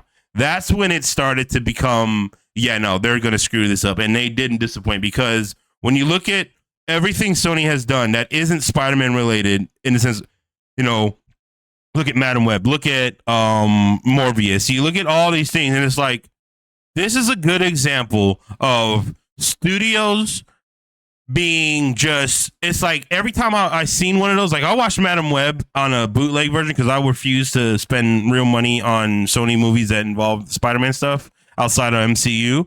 And I gotta tell you, it's like they made this movie and it was like a big middle finger to the fan base. Same thing with Kraven. I haven't seen Morbius. And now I haven't seen Madam Web, and I just don't care. Yeah, the Morbius movie, same thing. And what I've seen in the trailer for Kraven, again, all I see is one big giant middle finger. It just seems like they're making these movies because if they need to make them so that way they can hold on to the rights. Because if they don't make them, they don't hold on to the rights. You know what I mean? So that's where it's come. Venom, the Venom movies, the first one, okay, I was entertained. It was good. It was like, okay, I like it. It wasn't the best. I still don't like how they made this version of Venom, but I understood it. I like he did it. But Carnage was bad because you can't make a Carnage movie and make it PG-13. You made it can't be. Like Carnage, even in the cartoons, when they did Carnage episodes, it's like, it was still like just to the brink of like, okay, this dude is, you know what I mean? What do you think they don't use Carnage in a lot of the animated stuff? Because of that fact, you know what I mean? They've used Venom. They've used the moment they cast Woody Harrelson as Carnage, I knew it was going to be garbage. No. I would disagree on that. Woody Harrelson, I think, would have been a great Cletus Cassidy in the right hands, given the right. Hard disagree. He doesn't have the. I believe Carnage is supposed to be this lanky, skinny. He's supposed to be like the Joker if the Joker was less white. He's supposed to have this menacing aura, and he's supposed to be this lean, sinewy. Like he's supposed to look disturbing right off the bat. Woody Harrelson looks funny. He looked like Sideshow Bob in that wig. There's no way Woody Harrelson pulls off a villain. If you take Woody Harrelson the actor, in my opinion, and this is just me again. This is one of my opinions. I think Woody Harrelson, the actor, is a good actor. I've seen him in a lot of things where I'm like, he is a great. When he is given good material, when he is given the right guidance, and when he puts in a role, he's good at it. And this is what I mean, where I feel like as Woody Harrelson as Cletus Cassidy could have been good, given he had the right people and right things. Hard to work disagree. With. Woody Harrelson is one of those actors that plays the same character in every role he's given. Okay. He's always Woody Harrelson. He never does anything new or different or unique. He's always the exact same character in every single movie he does. Okay. No matter what little spin he does on it, he always does the same thing. And he was never going to be a good Carnage. And I am so glad to be vindicated on this because I've been arguing about this online for a long time. But there's just, the material is fine. The material is fine. If you had even Jared Leto read those lines, it would feel more like Carnage. I could see Jared Leto playing a Cletus Cassidy, but see, the thing is, I could see Jared Leto playing any character, to be honest with you, because Jared Leto is. Yeah, I know what you mean. Because Jared Leto, there's very few actors out there that you can put them in any role and they become that role. And it's like Jared Leto, I believe, is one of those actors that you could have him play any character and it would work. and I understand where you're coming from. I can see where you're coming from when it comes to Woody Harrelson and every character he plays, he's just Woody Harrelson. But I think that's okay because like there's a lot of actors that are like that, like Tom Cruise, for example. Everything Tom Cruise does is Tom Cruise, even when he's doing other things. But he does just enough to make that character be not Tom Cruise. You know what I mean? It's still Tom Cruise. It's Tom Cruise being Tom Cruise as the character that Tom Cruise is trying to be. You know what I mean? Absolutely, dude playing a dude to be a but dude. Woody Harrelson is not Cletus Cassidy. I mean, I can see it. And again, yeah, I can see your point on that. I see where you're coming with that. But nevertheless, the point is the Sony movies have not been good. And in the Craven movie, I already know that's going to be a bomb. I feel bad for these actors being signed to these movies because as we found out from Madam Web, when you look at the interview with the cast and stuff, especially Dakota Johnson, the way she was on the press tour, you could tell she got swindled. When a lot of the people were saying that, like, when they got approached with it, they were under the impression they were doing an MCU film. They were under the impression that, so they signed on excited to do. In fact, and I could be wrong. You can fact check me. You can. I could be wrong, but I read somewhere where I could have sworn Dakota Johnson either got mad at her casting her agent or fired her agent or something for giving her getting her that role. She straight up fired her agent. Yeah. So like it's like that's the thing. It's like, you know, they're using the name Marvel, they're using Spider-Man name, and they're using this the weight that those carries to be like, we're gonna make these, and getting these big name actors to join in and being told one thing and being like, I wonder if that's how it was with Craven too, because I feel like Aaron Taylor Johnson, after being a part of the MCU, doing something like, I don't know, but nevertheless, the Sony stuff, I'm not looking forward to it, but you know, it's weird. So now and that leads into the main topic, which is that superhero fatigue, because we are oversaturated with garbage, and that makes everything else sink down deeper. Like everything else just makes you feel exhausted when you hear, oh, there's another Cape movie coming out. Oh, great, just another one. Because the Sonyverse is just one of those things contributing to this overexposure. And it just, like the DCU was doing for a good long while. Like when DC movies were coming out, you weren't going, oh, hell yeah, Aquaman 2. You were going, oh, I sure hope this one isn't garbage. Like, you know what I mean? Mm-hmm. You weren't excited to see stuff coming out. You were hoping it's not terrible.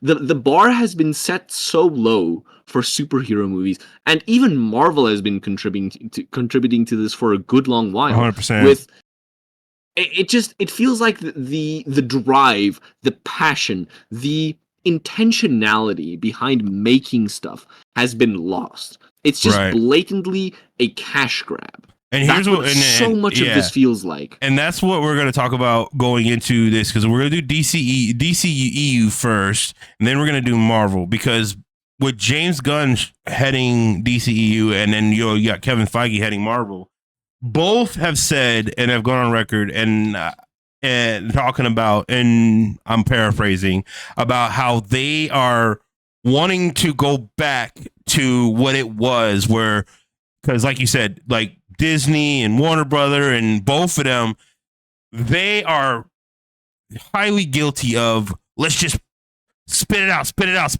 We just get it out, make the money, get it out. And as a result, what we have gotten is, because they have been releasing things so fast and so quickly and not giving the people the time to make the movie a good movie, we've gotten a lot of bombs. We've gotten a lot of poor looking things. You know what I mean? Like you look at, for example, the first Black Panther movie.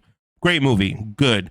But one of the things that I remember not liking about that movie, and one of the things that I think a lot of people didn't like, was the CGI element. That of a lot of it was very, very evident. You know what I mean? Like, don't get me wrong. Yeah. CGI is CGI.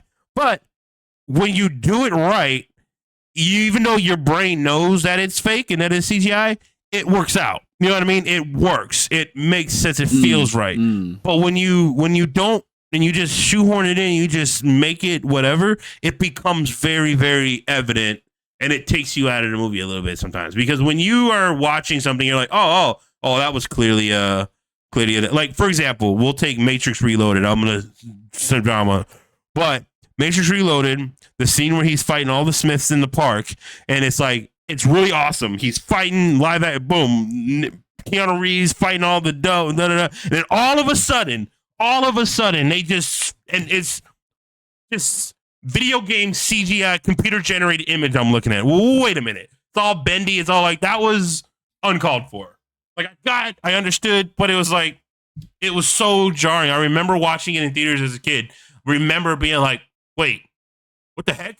It doesn't even, it was so jarring. And a lot of times in a lot of the new movies, Marvel movies and DC and all that, that's what happened. The studios got involved and said, expedite it, speed it up. Because remember, what made the first, if we're going to MCU, what made the first two phases great? The first two phases were great because each movie, we got one or two a year, and they spent time on making the movie good.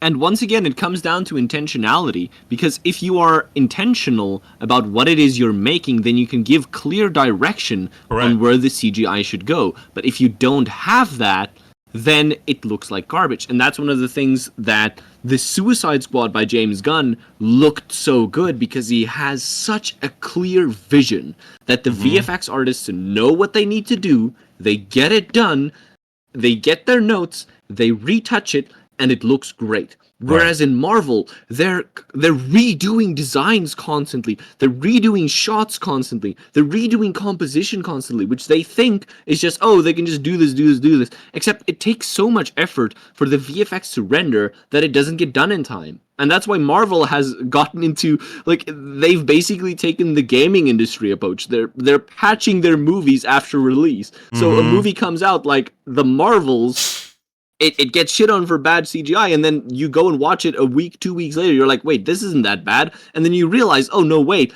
they just had the time to finish the movie. Yeah. And instead of delaying it and saying, oh, we need more time to make this good, they release it and hope no one notices that they're patching it later. So retroactively, the movie looks better. Yeah. So, and that's the thing. And that we also live in a world where, like, that kind of thing is there. So, but that being said, so if we go to James Gunn now, in the DC, we'll rapid fire these, but we'll get in. But you look at what James Gunn is doing with what he said he's going to do with the DCEU. And I am very, very, very, very much so excited and know that we're going to get some good content coming out of DC, which arguably the original, like the other DCEU there was some good, but there was also, but again, there was no coherent line. There was no unity within the movies they were making. Everything was all over the place. No one had it wasn't good. James Gunn is coming. He's going to make it. And the reason why I'm speaking so highly of this and why I'm so confident that we're going to get some good stuff is because it's James Gunn. I am a giant James Gunn fan. I have never watched anything James Gunn has made and this was bad. Everything he has made, in my opinion, has been good. So, that being said, the first movie he's making that's going to be releasing is the new Superman movie. And I've been seeing the first drop of the superhero suit, of the Superman suit, I didn't like. I was like, oh, I don't like the way it looks. And then I started seeing other set photos. Then I started seeing set photos and I'm like, oh my God, this is bad. And then I started seeing more and I'm like, okay, I can see the vision, because here's why. Someone made a valid point. And this changed my outlook. And this is why it's always good to see other people's point of view on things. Someone said, well, I wouldn't get too overexcited about it now, because remember how the Black Panther suit looked in Civil War when the set photos got dropped. And I looked it up, and sure enough, in the movie Civil War, Black Panther looked awesome. Like, he was dope looking. That was the dopest suit design ever. But when you look at the set photos or the behind the scenes or the leaked photos, it looked like garbage. It was like, what even am Spider-Man in Civil War exactly wore an entirely different suit. What am I looking at? So that being said, looking at it through the lens of that, like, okay, there's still some touch-ups. They're probably going to do some CGI touch-ups. There's some things that are going to get done in post that I have to look. But then they started releasing more photos, and I'm like, okay, I can see now. It looks good. I see where they're going. I can see what they're trying to look at, and it looks good. Now, I will say there's a lot of images where I see him. He's getting ready to fly, or he's bent, and there's a lot of creases in the suit. I feel like as a Superman suit, you shouldn't have the creases. I'm just saying, like when you think of Superman, the creases, all that, it kind of give me like the Taylor Hutchin Superman suit, kind of like that. There's little creases, but the way they were creased was like logical creases in the arms and in the things. But when it's like creasing up at the stomach and creasing up in like, you know, and like coming out looking like it's folding in front of you, it's like, okay. Oh yeah, you know what I mean? I get you. Yeah, So, completely. that being said, I'm so a big all the believer Superman- in the cloth Superman suit, though. I love it when Superman suit just looks like fabric. I don't. Right. I'm not in love with like the Kryptonian bio armor look that we've gotten so much recently. I vastly prefer the homemade feel. And I think that's what they were trying to go with this new look, which it looks like they did, which makes sense. And then cool, canonically, Superman's suit, especially his first suit, was his mom made it. Like Martha Kent made his suit. Like that's what it is. Like she sewed it together and did all that. But anyway, I've been seeing the set photos, and that's really all we've gotten because I don't know much else about what's going on. But I've seen set photos of everyone's Mr. Terrific, Green Guy Gardner, all that stuff, and people are angry about Guy Gardner. He looks so good. People are he looks so good. I love the color. I'm like, no. Guy Gardner, that makes sense. Now, his hair being blonde, it's a little concerning. I'm hoping it's pretty red. It's pretty red. I think it's one of those things where I feel like it's just the set photos. It's just a poor look at it. I feel like once we see all this in action, once we see what everything is, then I think we're going to be good. However, Hawk Girls, I don't like her outfit. Even if I feel like there's certain comic book characters where I understand we're going and making perfection. Yeah, if you're gonna go making a little leather suit, armor suit, or whatever, make it look kind of tactical, whatever, that's fine. But there's certain where it's like it just doesn't make sense to do that. It doesn't make sense. It's just like stick with what you got. Like she has to be a little bit sleeker. Like the way they did Hawkman in Black Adam, that was dope. That suit was cool. The way they did that, they did something like that with Hawkeye.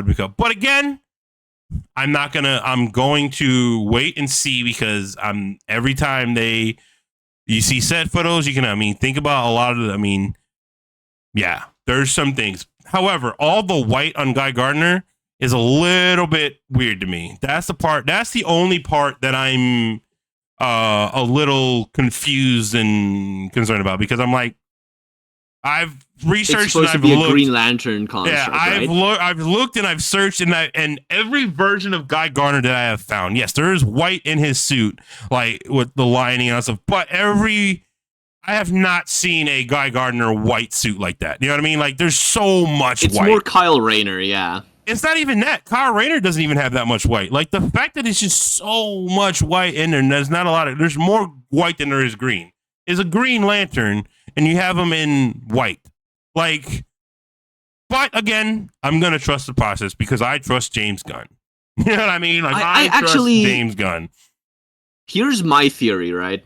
I think that suit isn't a construct. I think that's just clothes, which I actually prefer. And here's the reason why.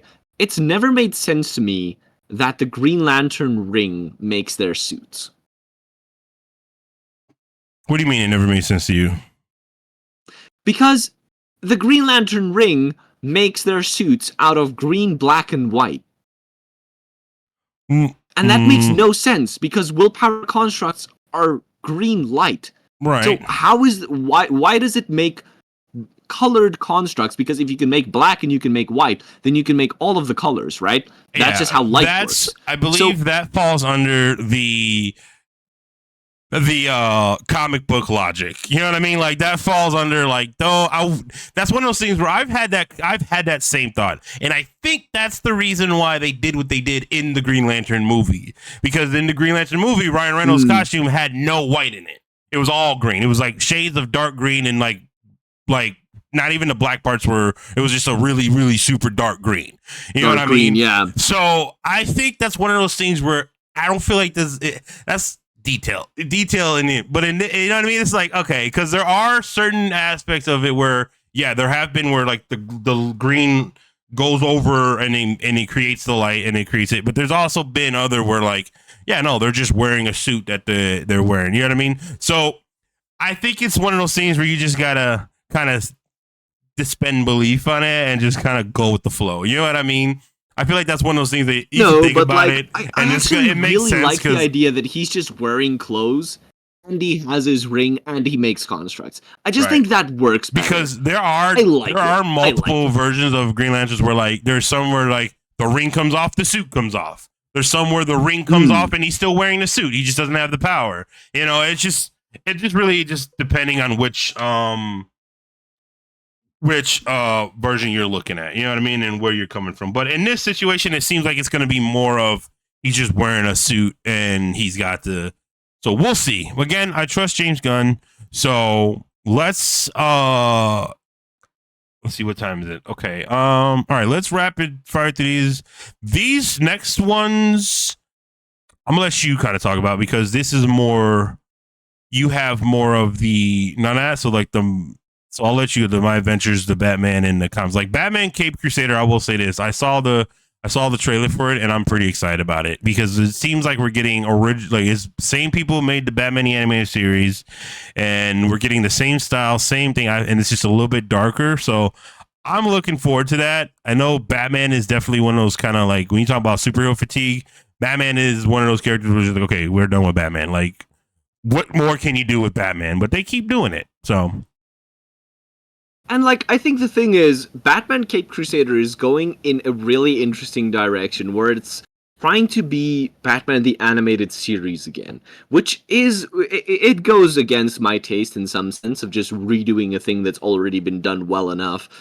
And it just, but on the other hand, I really like the direction I've seen from the series so far. So I am very much excited to give it a go. I think it's going to be really good. I've got a feeling, you know, I've got a hunch that it's going to be something special. And there's a few things that are staving off my superhero fatigue at the moment. Mm-hmm. One of them, of course, is James Gunn's DC universe. Seeing where that goes is really, really exciting to me. So I think, and when it comes to Marvel, there are some things on that end that I'm also really excited for. And I feel like the MCU is finally getting to a point where it feels like they're trying something new. Especially when you look at the landscape of comics at the moment, right? You look at, for instance, there's an ongoing comic run by I think it's Mark Waid and Dan Mora called Superman Batman World's Finest, where they're leaning into the Silver Age style storytelling where anything can and will happen. And it's Batman and Superman and Robin going on adventures and just having classic style adventures with brand new plots and brand new dynamics, and it's just really, really good. Right. And then you've got the Marvel 6160 universe, the Jonathan Hickman's Ultimate Universe, which is absolutely eclipsing the rest of Marvel Comics at the moment. Everything coming out of Ultimate Marvel at the moment is better than what's coming out of current Marvel at the moment, which tells me that the people behind it who have money and want to make more of the money will see, oh, hey, we're making money by not sticking to the trash we've been shoveling for the past decade and actually doing something new. You know what? Maybe we should lean into that and give creators the ability to do something new. And I think the thing is, stuff like Deadpool and Wolverine, right? Stuff like the Spider-Man series that's coming out. It's so incredible to have a new Spider-Man series on the horizon. I know we haven't seen much promo art for it. I know we don't have much details for it. But just the fact that we are getting a new Spider-Man series, it makes me feel like a kid again. You know, it makes me giddy. I can't wait to see where this goes, which is a feeling I haven't had for Marvel since basically No Way Home. Right. And even then, for the in-between stuff, I wasn't excited for Marvel. I don't even know what's going on with Marvel at the moment because I just don't care. I just don't care because the stuff they're putting out doesn't interest me. And the fact that we're getting a Fantastic Four movie, oh man, am I excited for the Fantastic Four movie. It just, so the thing with superhero fatigue and this, just to bring everything back full circle, right? The fact that Marvel is trying something new again with the 8 Deaths of Spider-Man, where they're gonna kill Peter Parker, in the mainline 616 universe. And yeah, no one in comics ever stays dead.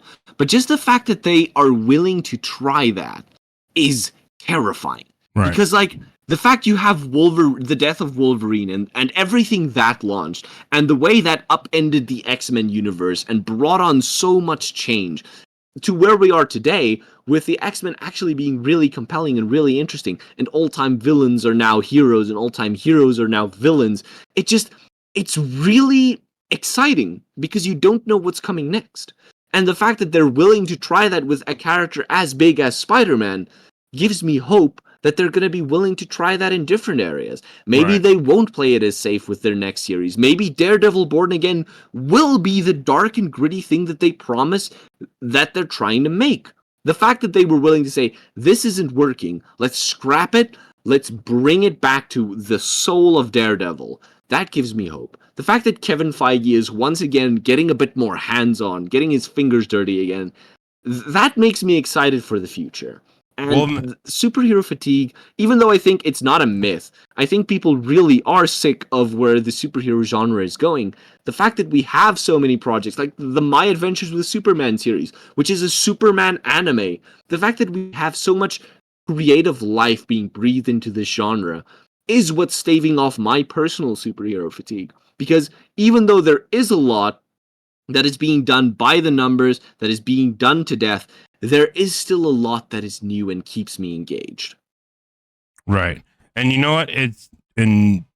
Yeah, I agree with you. And when it comes to in regards to the fatigue and all that stuff, I think you're right. I think the superhero fatigue is coming from a line and a slew of just bad superhero movies. In the sense of, like, you know, things like we talked about with Sony, and the things we talked about with, like, just some of the DCEU stuff, some of the MCU stuff that's been coming out. Like, just we're getting the superhero fatigue because the content we're getting is no longer intriguing, not only the fans, but the general audience. Now, that being said, just because we're right toward the end here. We're about to be done, but just some ending thoughts. I believe that in all the ways, when it comes to Marvel, for example, per se, as we got James Gunn coming through with the DCEU, and now we got Marvel getting ready to, in my opinion, just from what Kevin Feige has been saying, from what he's been talking about, and how he's trying to get back to the not doing 5-6 movies a year anymore, where between the TV and the movies, he's going to try to space them out more to give them more time to do things, is Deadpool and Wolverine. I believe, because again, I have not seen anything when it comes to Ryan Reynolds where in these last couple of years where he's put his mind to something, especially when it comes to Deadpool, has been bad. Like, I have nothing bad to say about the first or the second movie. And what I like about Deadpool and Wolverine, what I think is going to be cool, is because I believe this movie could be MCU's Flashpoint. You know what I mean? Like, I genuinely feel like this could be MCU's Flashpoint, because if you think about the heavy spoilers, if you think about what the trailers have been showing and what we know already about the storyline and how Deadpool, he did the time travel thing in the last movie, and now the TVA is getting involved and all the different Marvel people, like, I feel like I am very confident in thinking that this Deadpool Wolverine movie is going to be an event that's going to reset a lot of things. I wouldn't say hard reset, because we still got, you know, Daredevil Born Again, the Fast Four, and Captain America and all that stuff.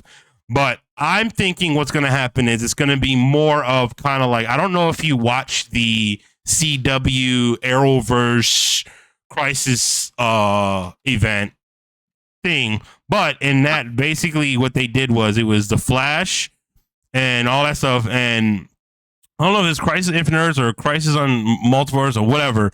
It was a Crisis event. It was all of the Arrowverse shows, because all of the Arrowverse shows took place in different universes or Earths, or the way they did it in there. There was Earth 1, Earth 2. They had them that set up and established in there. So like Supergirl's place and Arrow and a lot of stuff. So what they did was, in that show and in that crossover event, is the last episode, what ended up happening is every single, I guess you could say the multiverse or whatever, the Earths merged into one. So all of them became the same universe. So I feel like that's what something similar to that is gonna happen in Deadpool and Wolverine, and it's gonna be like, because who better character to do that with than someone like Deadpool? We already established in the Fox chronology of things that he has the time traveling thing, and he's just flowing through time and going through multiple dimensions. And with Marvel Cinematic Universe having the TVA and the time travel and the multiverse already established, it makes sense. I could see this being a level event where after this movie's over, all the MCU is going to be unified, and there's not going to be the separate, all that stuff. Universes like the X-Men are going to be there. Everybody, like, we're going to have Marvel comics in MCU. That's what I feel like this is going to be. And that's my hopes are. I could be wrong. And then, yeah, Born Again, Fantastic Four. We don't know too much about what's going on with that, but I have seen set photos in that. Punisher, everyone's back. And then the new Captain America, Brave New World, that looks good too. I like the way Sam's suit looks. It looks more like the original, like Cap suit from like Endgame, and it's pretty cool. But those are my ending thoughts. I'm actually kind of sad we already got rid of the white Captain America suit. I love that suit from the comics. Did too. I always have. But I think it makes. I feel like it's, and I feel like this is one of those examples of where on the comic page it makes sense. In a live action, it's a little much. You know what I mean? There's a lot. I completely understand. There's a lot of superhero stuff where like there was times where they like live action suits made sense. I'm like, I agree with this. It looks good, because if you were to truly recreate live action some of the superhero suits on live action, you'll see how ridiculous they are. Like, for example, Captain America. Iron Man. Captain America did it. Like the first suit he had his iconic red, white, and blue, like his comic book suit, and it looked comical. It was like, yeah, no, that's good that they did it that way, but we still got a more modern. And yeah, Iron Man, you couldn't do, if you were to do the original Iron Man, like for real, like it wouldn't look good. There's just some things it wouldn't look right. No. It just doesn't. Yeah, there's some, and like the all white Captain America Falcon suit looked good.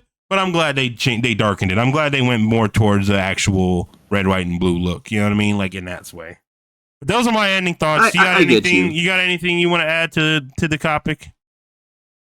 So, I think, in general, just to sum it all up, I'm excited. Mm-hmm. I'm not fatigued. I'm not tired. I don't feel like the studios are making stuff that aren't for me anymore. Right. I don't feel left behind by a cultural wave that has passed me by. I just feel hyped to see what's coming next. Right. That's where I'm at emotionally. Same. With the superhero genre. And especially stuff like Invincible. Like, oh yeah, for sure. The fact that we are getting stuff that feels like this is incredible. This is made by passionate people who are trying to make something really, really good. That keeps me going. That's enough for me. Yeah, the same, and I agree. And at the end of the day, for me, I'm here to be entertained. I want to be entertained. I want to escape reality. I want to enjoy my time at the movies. I want to enjoy my time watching these shows. And for me, it's like, look, as long as you make that happen, I don't care what the subject matter is. I don't care what it is. You tell me a compelling, good story, you got my money. You know what I mean? Exactly. Simple as that. I don't care what your message is. I don't care what your agenda is. I don't care what you're trying to, creative differences you're trying to do. I don't care what kind of, do what you do. Just entertain me in the process. Make me worth spending my money on you. You know what I mean? Absolutely. So anyway, that being said, I think we'll end here. It was a good episode. I enjoyed the conversation. I'm looking forward to more conversations to come. And like I said, I think our next episode is definitely going to be a Star Wars heavy episode. Because there is we've actually already had a couple conversations outside of the podcast about this. Some of them might have been a little heated, but but it was all productive nonetheless. But Star Wars is definitely one of those things where fan base is definitely an integral and big giant part of, because Star Wars fan base is definitely one of those fan bases that are a juggernaut of, yeah. But we'll talk about that next episode. We'll force ourselves to watch the rest of Acolyte and deal with that and go from there. But anyway, check out my channel, Elemental Dynamics. Like I said, I got a lot more stuff coming down the pipeline. There's gonna be more content. I'm gonna be going live a lot more, so that's cool. You're gonna get to know me a little bit more, so that's cool. And then me and this guy are talking about potentially trying to do some playthroughs together. So we'll figure out our schedules on that. That'll be popping up. So yeah. Anything else you got? Keep an eye out. Yeah. Cool. All right, guys. Thanks for watching. Really appreciate it. We enjoyed it, and thank you for those who are supporting us, and thank you to those who are staying with us and here at the beginning, because you will be remembered. Thank you very much. You guys and have as a good always, the real weekly element was the stuff that keeps us going when we feel down. All right, later.